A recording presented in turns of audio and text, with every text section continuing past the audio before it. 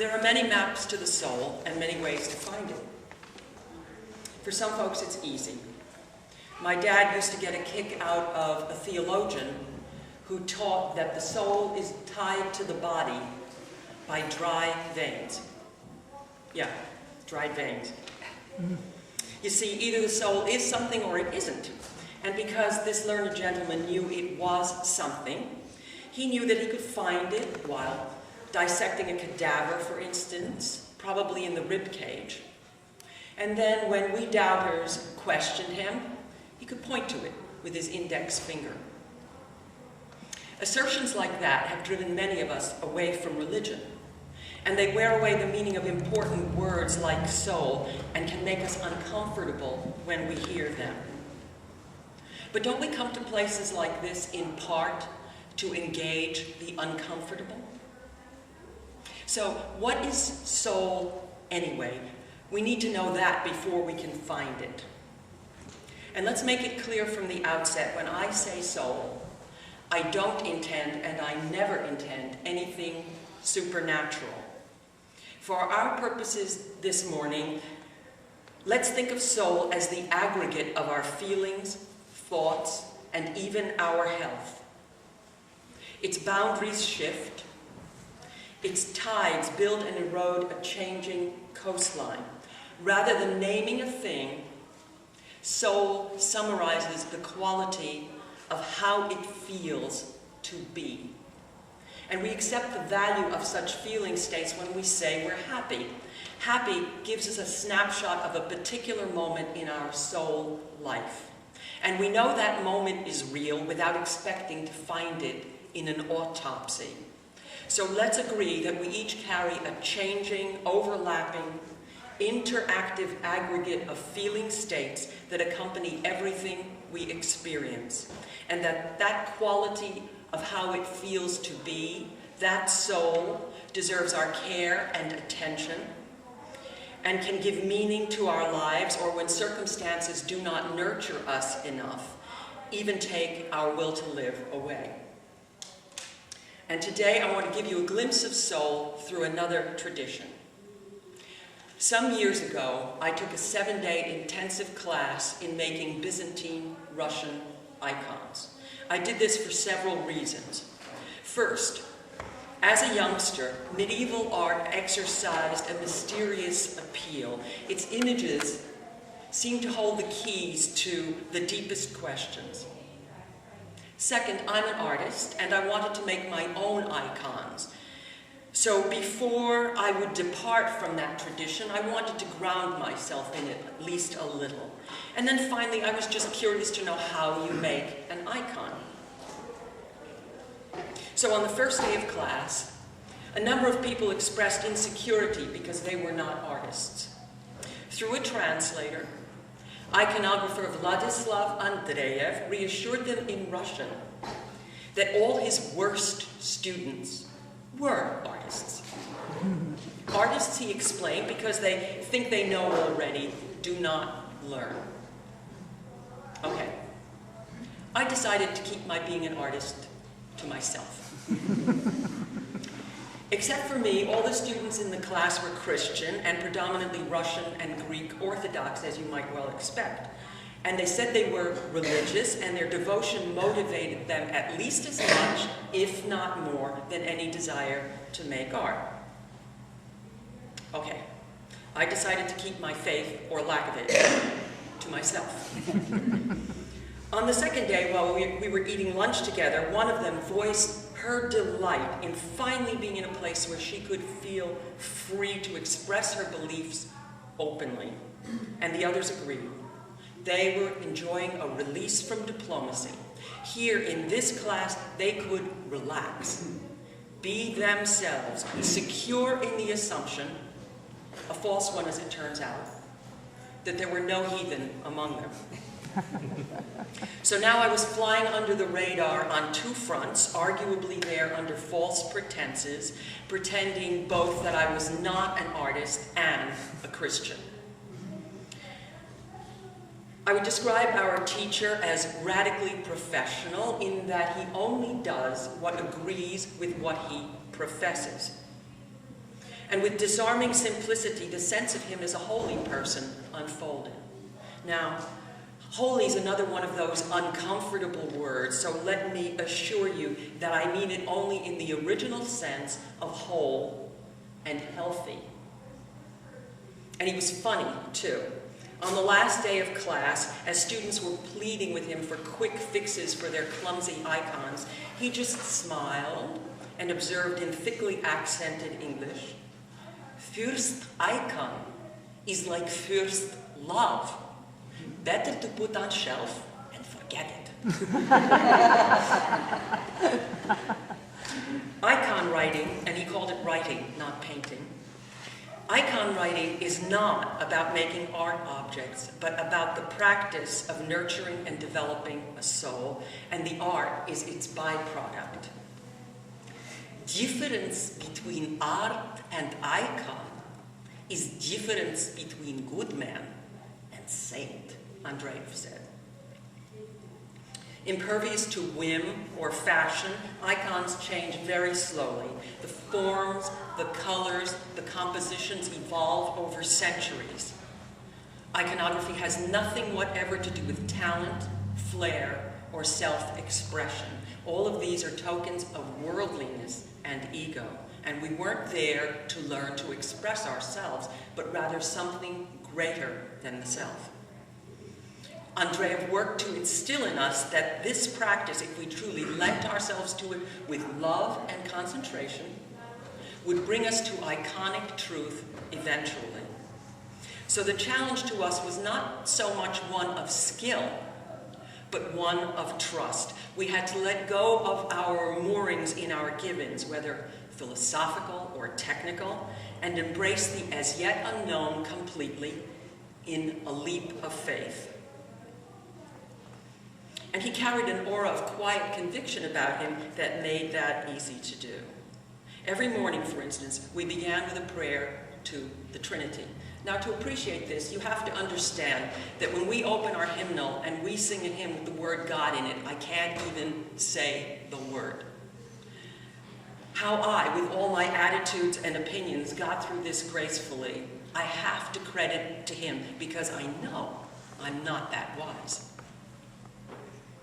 For us beginners, he chose the subject of the guardian angel. The guardian represents the lowest rank of angel, the closest one to us on earth, the one who intercedes on our behalf with the higher ranks of heaven, and thus the one our lack of skill could offend the least. Now, a word about Andreev and angels. He is not a superstitious man. He made it clear that angels do not exist in the way that things exist. Rather, they are embodiments of notions without physical form, and we might think of them as ways to explore and express how we relate to the greater whole. To me, that resembles this morning's definition of soul as an aggregate of our feeling states and not a thing. If we were to disaggregate parts of our feeling states and assign them personalities, some of them might be angels. Let's listen to the voice of an angel.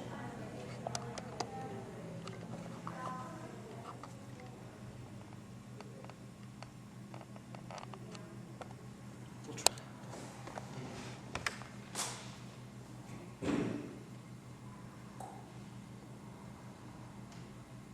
It's being cracky.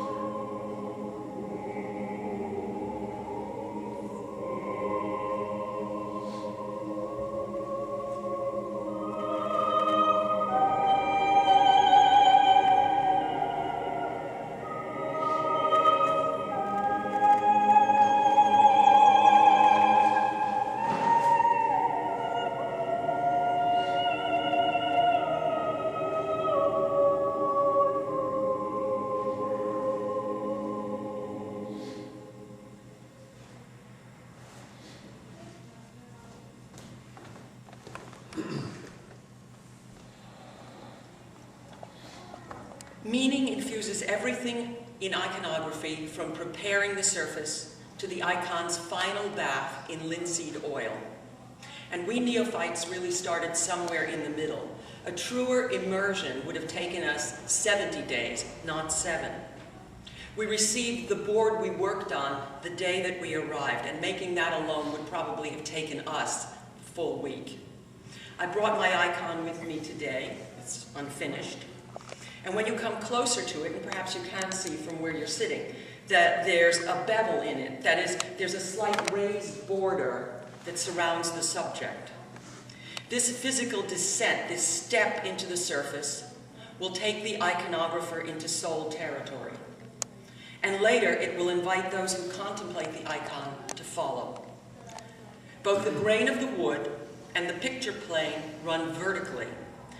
This is primarily a reference to the tree of life, and although when it's finished no one will ever see the grain, knowing that matters. Next comes a glue sizing to seal the surface and a couple of layers of white gesso, a plaster-like coating. White, like every color, carries meaning. It turns the mind toward the featureless, unknowable ground of existence before creation. Then comes a layer of linen, recalling the shroud of Christ.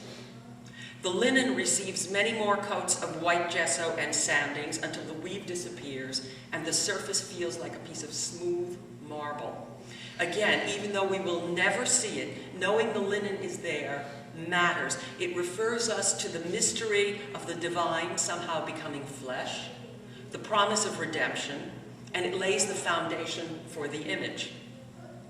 That's where we began. We traced the guardian angel onto that immaculate surface. Tracing, this faithfulness, this submission to subject puts us into the correct posture toward it. Like a medieval monk transcribing a text, we had to copy the image exactly because a thoughtless departure from the model could irreparably alter the meaning. And even an experienced iconographer will dutifully trace after composing within strict limits. Next, we used a sharp tool to engrave each traced line, each detail, into the surface. Like every good thing, this is good for more than one reason. First, a practical reason. You have to have some way of preserving the underlying image, and the tracing just wouldn't survive. Second, a devotional reason. Revisiting the same lines that you traced is like repeating a prayer. And third, a devotional reason. Did I say devotional? I mean philosophical. The grooves result in a white and white composition, which Andreev taught us, resembles the original, invisible, yet irrevocable idea that created the world. And next we applied a red clay border to the outside edge. This is the Big Bang moment.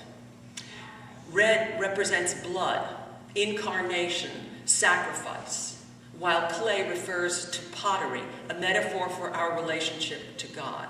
And we also applied red clay to the area for the halo where it serves as a base. So we are pottery. We are God's pottery, vessels of His making. Now, although this seems counterintuitive at this very early stage, before we added a stroke to the figure, no paint whatsoever, Andreev taught us how to prepare the clay for the gold of the halo. We had to burnish the clay to make it receptive, polish it until it reflected, transform it. Note that burnishing, the repeated rubbing down of a surface, generates heat. In essence, we were firing the clay, proving it to make it worthy of receiving the gold, because before firing, clay vessels are weak, and after, they are strong. By analogy, we were alchemists charged with transmuting the clay of our human nature into a vessel worthy of receiving the divine. And Andreev showed us a remarkable way to apply the gold leaf, he does it with his breath. He bows close to the surface and breathes on it. And before the breath evaporates, he has to rub the gold leaf down. He repeats this bowing, breathing, and burnishing until gold leaf covers the entire halo. The burnishing, once again, suggests the proof of fire, but the breath recalls the animating spirit of God bringing clay to life. Then Andreev and his translator assistant mixed all our paints for us, the exact color, the ratio of tempera to water, fixed, givens of this tradition that they had in their fingertips. And so, with their constant support, we took our baby steps, and under their guidance, strictures that might have felt oppressive became reassuring. With every step, the meaning deepened, the themes linked and interlaced in ways that elude linear thinking, ways that only intuition, feeling states, in other words, the soul, can follow.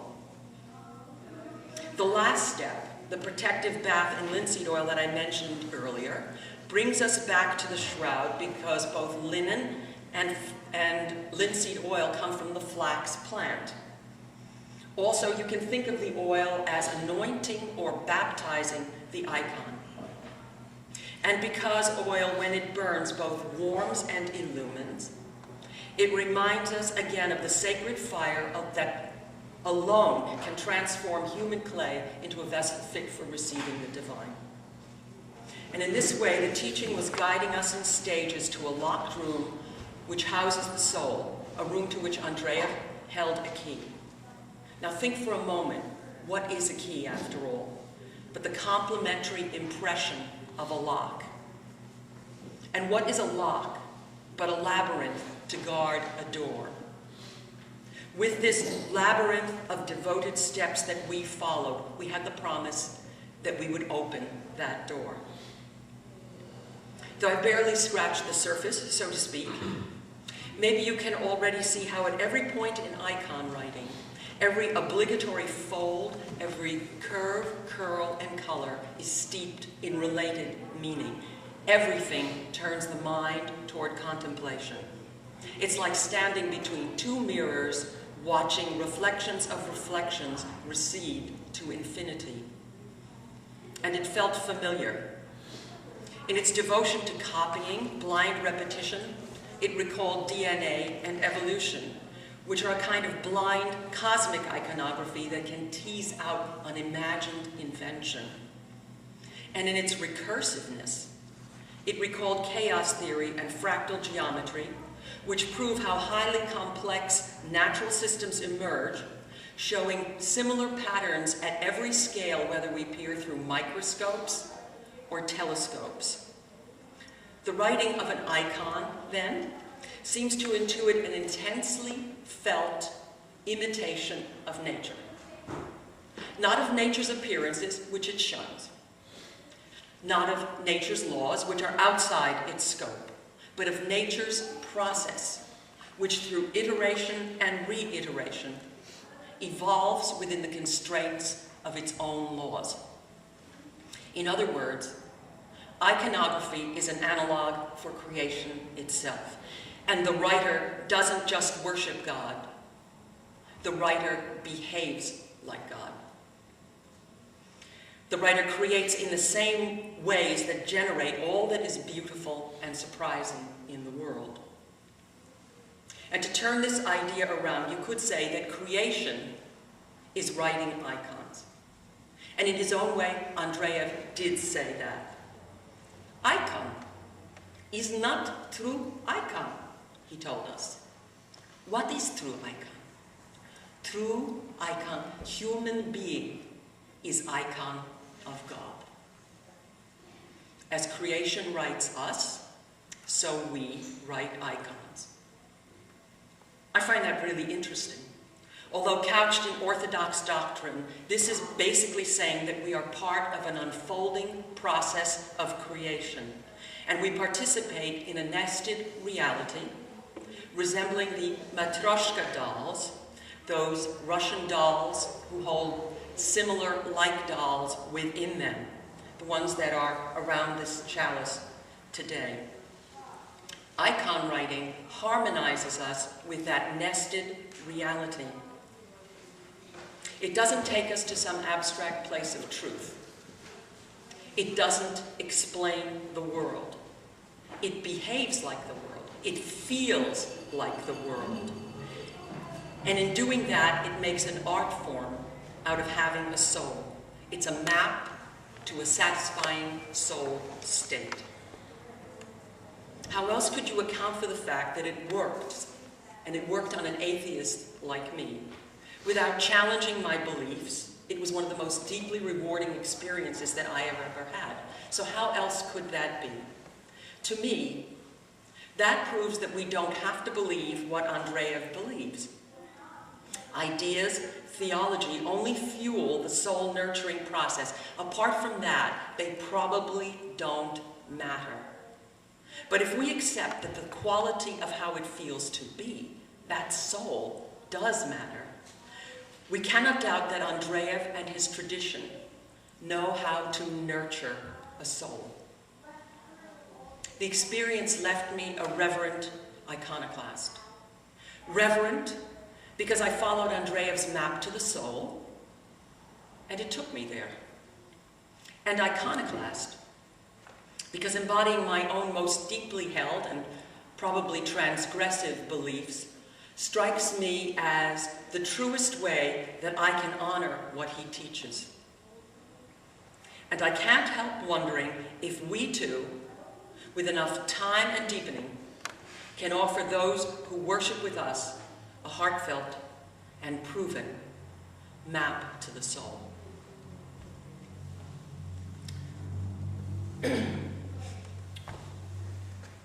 We've reached the point in the service where we will share a musical meditation and a silence that will follow it. And maybe you can make use of that to celebrate and engage your soul feelings. Before we begin, you may want to sit up straight in your chairs, put your feet flat on the floor, rest your hands comfortably in your laps. Relax your breathing. You may wish to close your eyes.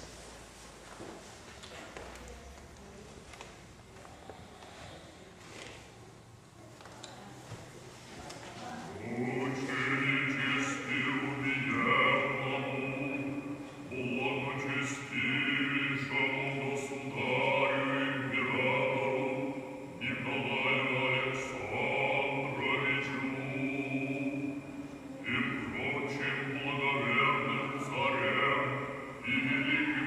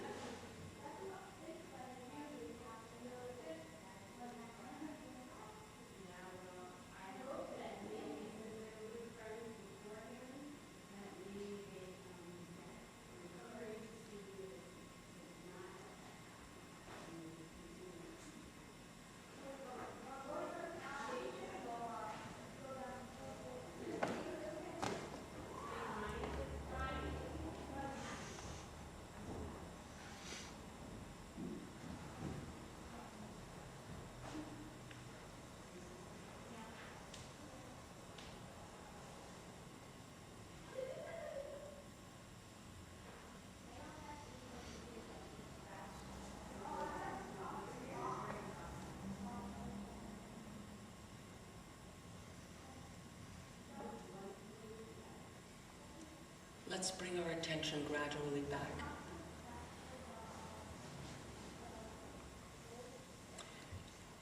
Well, we've reached the point in the service where it's your turn. And I would like to hear your reflections on this morning's themes. Who wants to start?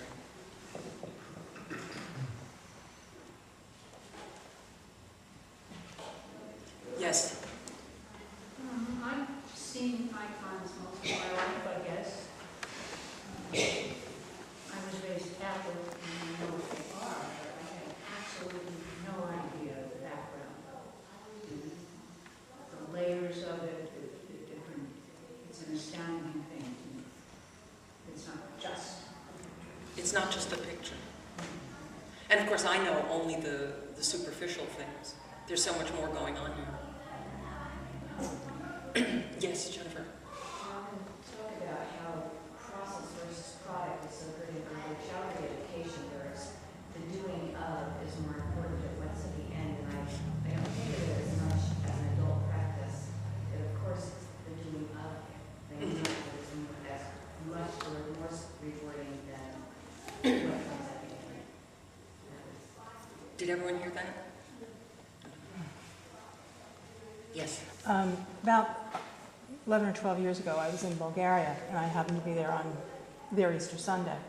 And my guide took me to a church, and first of all, I was struck at how very, very different it felt from, the churches that I was used to, particularly on Easter Sunday. But I saw all these people in front of, gazillion icons, and they seemed so fervent and so intent. Relics as well. But my guide tried to explain to me what an icon was, and it just seemed so very foreign and alien to me. But what he said, is, if I remember correctly, was that it was a window, a window, a mode of meditation. Mm-hmm. But you explained it much more in depth, and really very, some language barrier too, but fascinating. You can't imagine how much material I threw out, but we'd be here till dawn. But I was thinking a lot about those red clay border, that you have this white ground of existence first, and then you have that moment when something makes things turn into things where there was nothing before. And then the red clay is this flesh.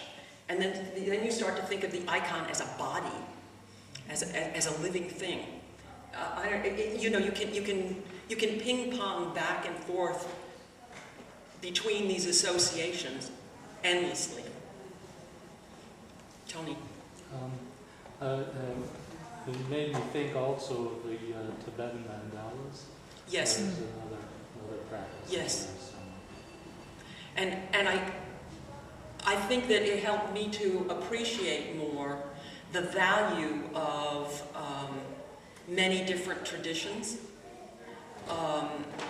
That we all need ways to talk about things that we can't talk about. We're ill-equipped to completely explain or understand many things, but we need to be able to talk about them anyway.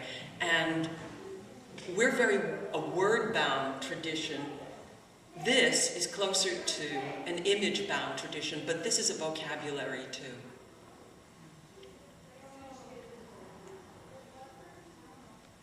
Chris. Why don't you tell us about the orb in that particular Okay. icon? Yeah, one of the main things that I didn't tell you, which might be of some interest, this is the guardian angel, and what the guardian angel is cradling. I mean, when I look at it, the first thing I think of is the Virgin Mary and the Christ child. But this is the guardian angel cradling the soul. That's the guardian angel's job. And one of the things that interests me, as I look at this, I mean, Andrea really didn't tell us about that because time was limited, and if we came away with something, that was good. But as I look at it, it's very interesting to me because if this were a mother and child, you would expect to see the small figure turned the other way. But this is almost like a launching, if you look at it. And the other thing that intrigued me about it that I didn't really discuss with him I did ask him the gender of the guardian angel, and he told me that it was male. But I suggest to you that if you look at it, the first thing you're going to think of is the Virgin Mary, I think. So it's a little gender-bending moment. Yes? Okay, there's two short questions. I guess in a nutshell, two main ideas are non-traditional religiousness, as you keep on pointing out, for instance, devotional life, not being in a religious sense. That's the first thing. And the second thing is a big emphasis on iconography. In a nutshell, can you reiterate, I stepped out for a second, Yes. it might have to be redundant, what iconography means in a nutshell? Well, Andreev called this writing. Oh, who is Andreev? This is the teacher, Is it he? Vladislav Andreev. He called this writing, not painting. There's a little bit of controversy about that, because apparently, if you look at the word icon, Yeah. the graphy is writing. But in the Greek that it comes from, and in Russian, Word? it means, in Russian, pisat, it means to write, but it also means to paint. So there's no differentiation between the two. So you're talking iconography, a form of communication, right? Yes? Okay, and you're not talking about the sense of a logo or a symbol, or you all. That's very interesting because, I think that this is taking us a bit afield. Okay. But one of the services I would like to do is on symbols of power. Mm-hmm. And we live in a very secular world where we tend to deny that there are symbols of power.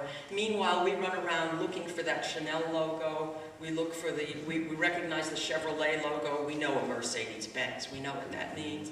And what we've basically done is give away the power of symbols to people who are hucksters. You know, so I don't know if I'm getting anywhere near where you're. Yeah, people are suckers for symbols. But the thing is, the symbols have a power, a real power, just as words have a real power. We can use them for powerful things. We don't have to use them for bubblegum only. Okay. Yes. So I understand that's your work in progress. That's my icon where I left it at the end of the class. Now, where did you? Where does the image come from? Yeah, is it just out of your head, or is this Andreev handed out mimeographed sheets with this thing on them. If you Google guardian angel, which I did just recently, you will see exactly this image. Somebody else, I can tell the person took his class. It looks substantially like that. There are tiny, trifling differences, but we got the image, we traced it onto the board, we engraved it, and then we went through all the steps. As many steps as we could get through. Yes. That struck me when you got to that point, when you said, we traced it and we had to trace the lines exactly the way they were, because otherwise it would change the meaning and all. I thought of you as an artist, and the first thing that came to my mind was like, didn't you feel like stifled and your creativity just bottled up until you unfolded the meaning? And I thought, stripped of that, I couldn't imagine an artist doing that. You'd have to do it at gunpoint. Yeah, exactly. So I guess I'm just kind of jumping through you as an artist, thinking it must have been an extremely powerful class for you to have embraced it the way you have as an artist. I prayed to the Trinity. Yeah. Just kind of blew my mind. Yeah. Another thing I'll point out about this figure, the baby figure of the soul, you see that it's very tightly swaddled. And there's this wonderful paradox. It seems to me all truth comes to us in paradox. You have to balance things that seem contradictory, and somewhere in that balance something important happens. So the swaddled baby is a very, very good symbol of the experience of the class, Because the swaddling, you think it is something that's so restrictive. But people are now starting to swaddle babies again because babies feel supported. They feel safe. They feel protected when they're swaddled. So this is a tradition that swaddles the soul, and it shows you how to get to these satisfying soul states. And knowing nothing, I mean, a lot of what you do as an artist is pure anxiety because you don't know what the hell you're doing. That can't happen here. By the time you are making decisions about what you're doing, you know very well what you're doing. You have a ground. And the other thing that I'd like to say, and I love this comment of yours, I think that we have substantially misunderstood creativity because we've thought of it as we do. We live, even those of us who are reared in the Catholic tradition, most of us have a Protestant outlook. We live in a kind of Protestant world.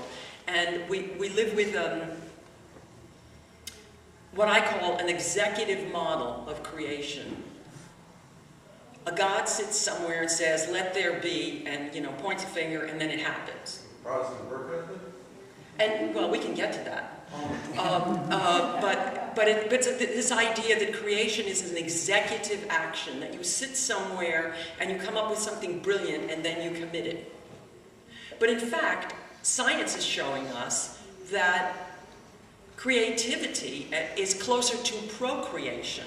It's closer to evolution. It's closer to things branching like trees and holding on to a tradition and splitting off from it. So I think maybe we've put unnecessary stress on ourselves and made a fetish out of creativity when it's really much simpler, much more basic, and much more comfortable. Does that make sense? Yeah. Yeah. One thing about creativity too is that it tends to be more satisfying when it is done within a practice that helps channel and confine it. One, the art I practice, of course, is computer programming, and in there you have, a particular language which you must learn the idiom in. Like a musician has to learn that a clarinet is not a saxophone. They have different things. And what happens is that one's creativity gets channeled through the medium of the programming language and the task at hand. But you still have a very satisfying creativity involved there. And it needs structure. You need structure for creativity to emerge. And you can't. And the funny thing is that the confinement makes you feel free. Chris. Julie Taymor, who did The Lion King, was working in Indonesia years ago. And she talked about how the people that she brought into the production of whatever she was doing at the time were local citizens and residents of that particular community. And they were not designated artists. They were fishermen or workers or bakers or whatever, and yet they were able to come and bring their natural talent or their practiced talent, perhaps. But they were not considered artists. They were considered members of the community. And so the art sort of came out of that. It was a more natural, more sort of culturally based, maybe more older cultural tradition, like the Brazilian dance at the carnival, where people just naturally become the art form. Yeah. But every day they're sitting, working at a regular job. They're not the artist, the struggling, suffering Western artist. Yes. I just wanted to express my appreciation because over the years I've seen images of this icon either in books or maybe passing the Russian Orthodox Church. And I think my daughter, when she was in Belarus, she went around to the different cathedrals and she brought some little mini icons back. So it does look quite familiar to me, but I was thinking that it's a strange rendition of, the Madonna child image. I thought it was strange, like as if the Christ child was wrapped in a shroud or something and kind of shrunken down. And